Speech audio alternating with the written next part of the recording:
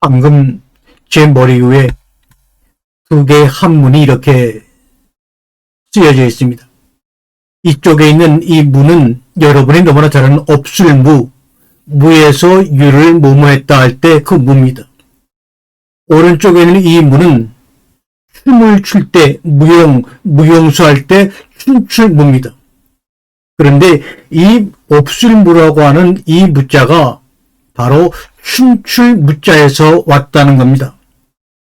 이 무하고 춤출 무를 비교해보면 이 무는, 춤출 무는 기구를 들고 춤을 추는 모습을 따서 이 춤출 무를 만들었다고 하는데 이 춤을 춘다고 하는 이 무에서 만들어진 단어가 바로 뭡니까? 없을무라는 겁니다.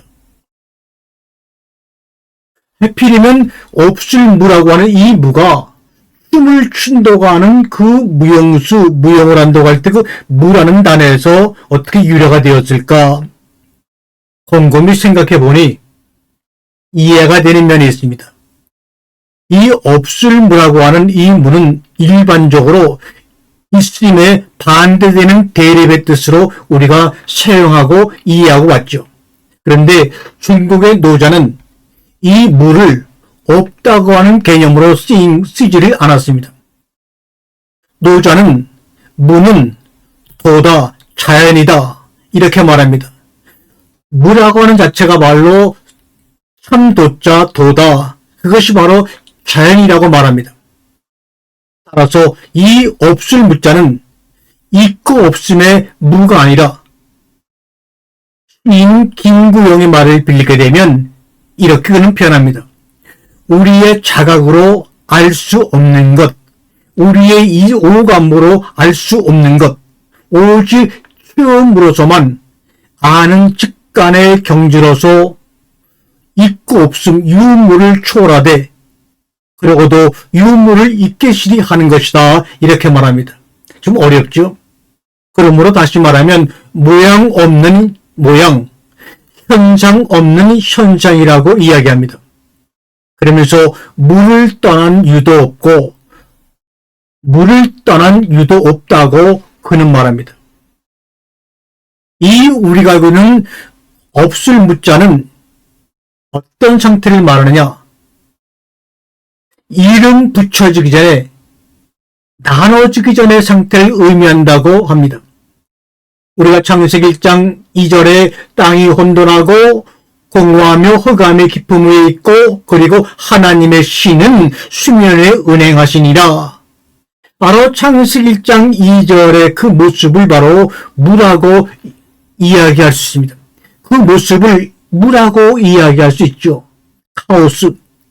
바로 창세기 1장 2절은 빛이 있으라 공창이 있으라 창세기 마지막 창조의 기간까지 이름이 붙여지기 전에 나눠지기 전의 상태를 우리 인간의 문자로 혼돈하고 공허하며 흑암이 깊음에 있어요 라고 말한 겁니다.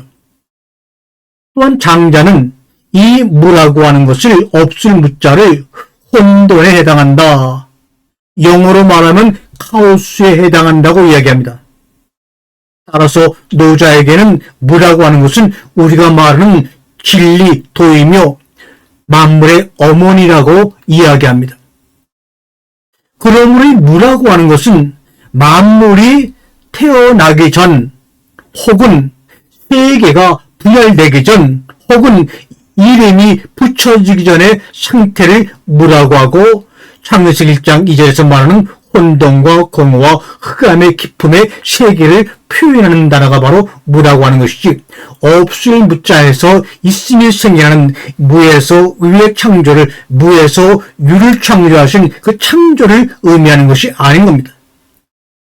이렇게 이해한다면 창세기의 창조도 우리가 말하는 없을 무에서 있음으로 변화가 되는 그런 창조를 의미하는 것이 아니라는 생각이 듭니다. 이 바로 창세기 1장 2절 혼돈에서 눈에 보이는 현상엔 만물이 생겨납니다. 오늘 본문을 다시 한번 읽기 전에 이 없을 무자는 춤춘다고 하는 기구를 들고 춤을 추는 춤출 무자에서 나왔다고 하는 것을 여러분 기억해 두고 오늘 창세기 1장 2절을 다시 한번 마음에 감동이 되는 대로 보여지는 대로 여러분과 나눕니다. 땅이 혼돈하고 땅이 이 이라고 하는 것은 우리나라 한글에서는 주격조사 이나 가라고 하는 주격조사가 붙게 되면 누가에 집중할 때 생각합니다. 땅이 혼돈하고 공허하며 흑암이 깊음에 있는데 그리고 하나님의 은이라고 하는 조사는 격조사가 아니고 보조조사죠. 이것은 어떤 행위에 집중할 때 쓰는 조사가 바로 보조사입니다. 땅이 여기서는 주격으로 나옵니다. 그 땅이 혼돈하고 공허하며 흑암이 깊음에 있는데 하나님의 신이 어떤 행위를 하는 것에 대해서 말할 때 하나님의 신은 이라는 보조사를 쓰죠. 하나님의 신은 수면 위에 운행하시니라. 이것을 원문 성경으로 보든지 영어 성경으로 보거나 한글을 읽어도 이거는 특별하게 우리에게 들려준 행간 속에 숨은 어떤 감동이나 뜻이 이해가 되지 않죠. 그런데 여기 보니까 하나님의 신, 하나님의 영, 이 영이라는 것은 여성형 영계입니다. 여성 영계입니다. 그리고 앞에 있는 엘로임, 하나님은 남성형입니다. 다시 말하면 이 르아우라고 하는 신은 앞에 있는 남성형과 연결을 된 그것을 이해합니다. 남성과 여성이 어울려 있는 겁니다. 하나님이라는 남성과 신이라는 르아우라는 영이 서로 어울려 있는 겁니다. 서로 손을 잡고 있거나 서로가 가슴을 붙잡고 있는 모습을 연상하게 됩니다. 춤을 출 때 남녀가 서로 춤을 출 준비를 하고서 무엇인가 제스처를 취할 때의 모습이 바로 하나님의 신은 이라는 그 단어 속에 감춰 있죠. 여기서 신이라고 하는 르아우는 영이라고도 번역이 되고 바람이라고도 얘기합니다. 그래서 하나님의 신은 이 말은 하나님과 바람이 서로 연결되어서 동작하는 모습을 우리에게 보여주고 있죠. 여성과 남성, 여성인 영과 남성인 하나님이 서로 어울려서 연계되어 가지고 운행한다. 라프 연계되어 날개짓을 하고 춤추는 모습을 여기서 우리가 찾아볼 수가 있죠. 이 라프라는 모습은 독수리가 날개를 치면서 자기의 날개를 얻고 운행하는 모습을 보통 라프라는 말로 신명기에 한 번 더 사용이 되었습니다. 독수리가 날개짓을 하며 창공을 나는 것처럼 물 위에서 춤을 추는 것처럼 장자 소해편에 보게 되면 깊고 넓은 바닷속에 고운이 변하여 엄청난 붕이 새가 되어 순간적으로 천리를 날아가는 것 같은 고운이 변하여 붕이 되는 모습을 연상할 수 있는 구절이 바로 하나님의 영이 수면 위에 운행한다 이 말입니다. 흑암과 고고와 깊은 가운데 있는 땅을 하나님이 바라보시면서 하나님과 그 영이 르아우가 서로 연계되어 동작하는 모습이 바로 창세기 1장 2절의 모습에서 그릴 수가 있죠.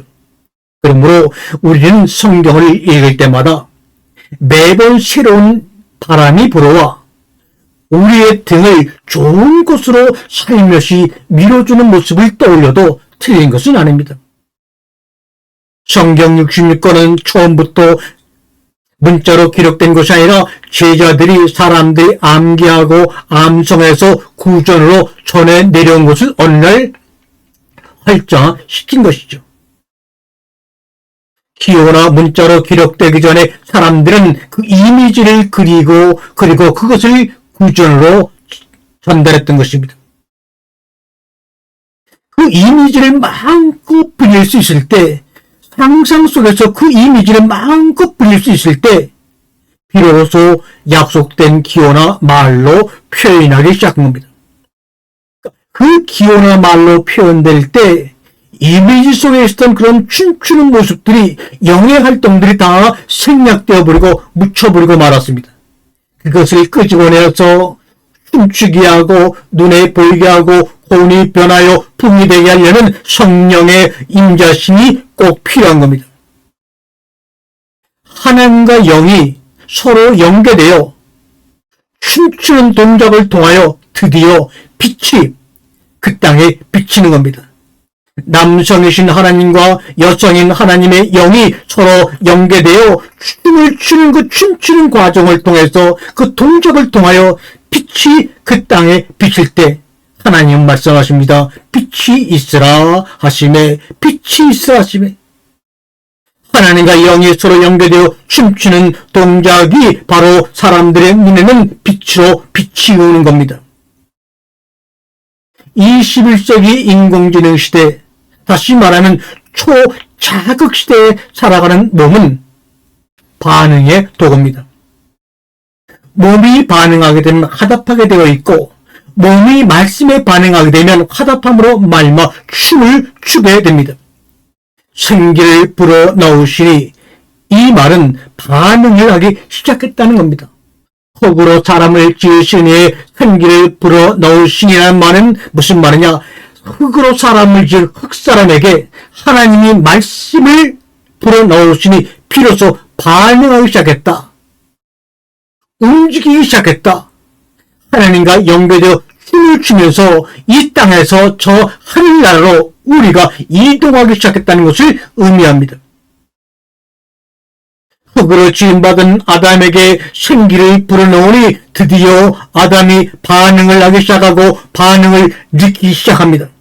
그런 아담을 에덴 울타리 안으로 끌어들이시는 하나님의 모습을 상상해 보셔요.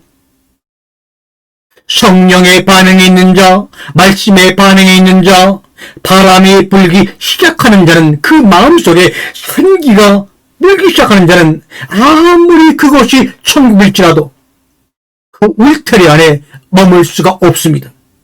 부수고 나가야 합니다. 바로 이 모습이 에덴 동산 울타리를 부수고 바깥으로 나가는 그 광경이 바로 그 모습입니다.